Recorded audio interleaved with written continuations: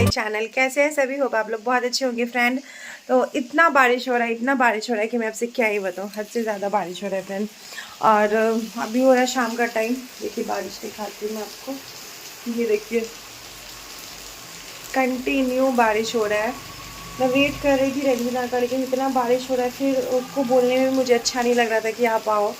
उसने भी कॉल किया था क्या करे दीदी, मैं बोले छोड़ दीजिए, बहुत बारिश हो रहा है, क्या कीजिएगा। क्योंकि ऐसा नहीं है कि वो जानबूझ के नहीं आ रही है, थोड़ा सा बारिश कम होता है ना, वो खुद ही आ जाती। मुझे बोलने का ज़रूरत नहीं, उसको पता है मेरी हालत क्या है नहीं है अभी इस टाइम पे। लेकिन बर्तन की हालत बहुत बेकार है, इतना सारा बर्तन है। क्योंकि देखिए जब आप काम वाली के भरोसे रहते हैं ना कि आपके घर में मेड है बर्तन धोने के लिए, तो क्या होता है बर्तन जमा हो जाता है। अगर आपको खुद से धोना होता है तो थोड़ा थोड़ा धो लेते हो।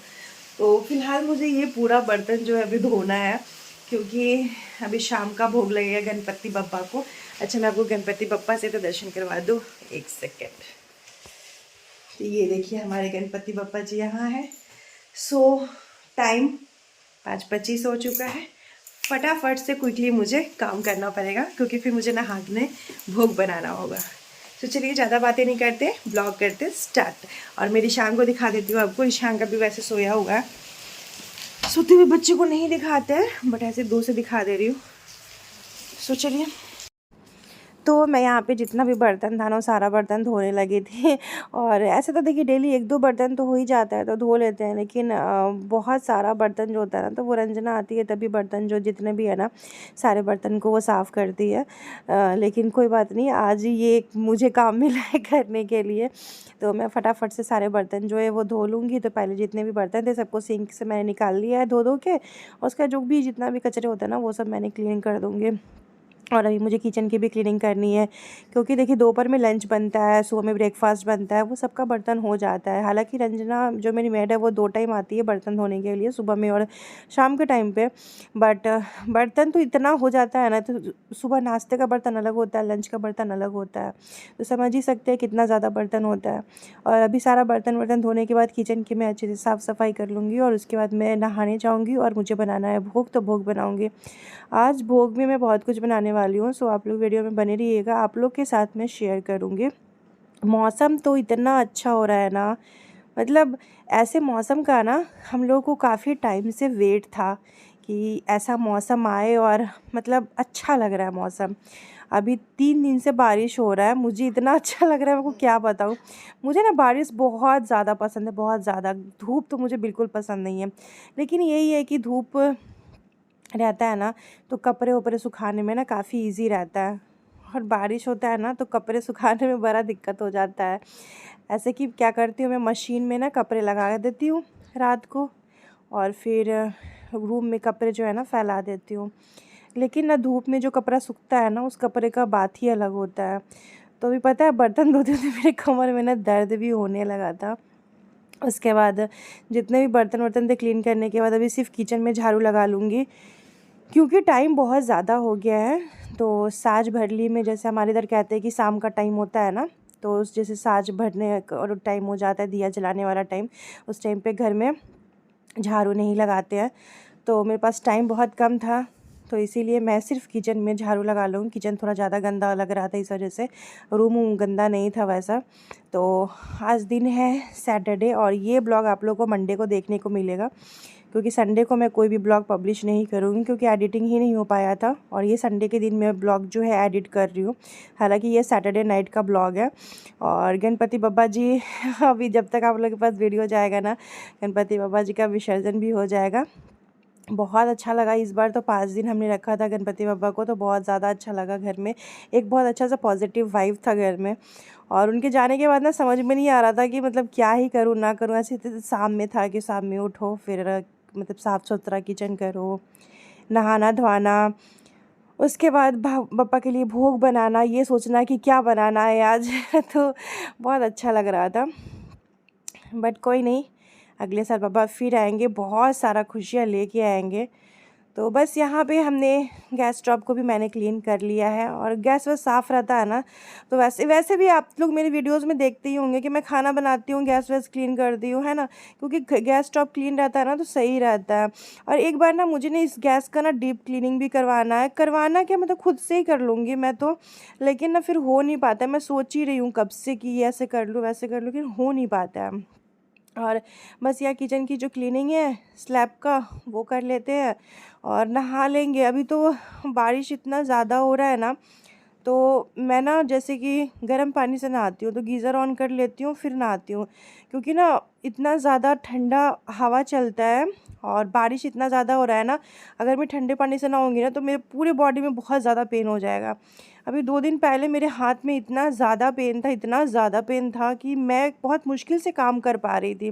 तो इसी वजह से ना मैं अभी गर्म पानी से ही नहा रही हूँ, क्योंकि गर्म पानी से नहाने से ना मेरे बॉडी में उतना दर्द नहीं हो रहा है। ये तो हाथ में पैर में काफ़ी ज़्यादा दर्द होता है और पैर में मेरे ना मतलब स्वेलिंग आ गया है, तो उस वजह से और भी ज़्यादा दर्द होता है पैर में। तो अभी तो ये प्रॉब्लम मेरे साथ चलेगा ही। हालांकि मेरे फर्स्ट प्रेगनेंसी में स्वेलिंग तो पैर में था, लेकिन इतना दर्द नहीं था पैर में। लेकिन सेकंड प्रेगनेंसी में ना मतलब बहुत ज़्यादा पेन है पैर में, पैरों में काफ़ी ज़्यादा पेन होता है मेरे। लेकिन जो काम आपका है वो आप करेंगे ही, है ना। तो ये अलमीरा के ऊपर ना काफ़ी ज़्यादा सामान फैल गया था, तो सारे सामान को मैं अरेंज कर दी हूँ। और यहाँ पे मैंने रख दिया अपना इंडक्शन, कि अगर सामने रहेगा ना तो इंडक्शन यूज़ होता रहेगा।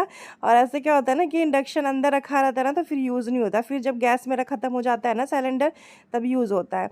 ये बड़ा वाला अचार का डिब्बा बाहर ही रखा हुआ था, तो मैं सोची कि देखिए हम मेरे घर में ना उतना अचार का यूज़ होता नहीं है, बहुत कम ही होता है।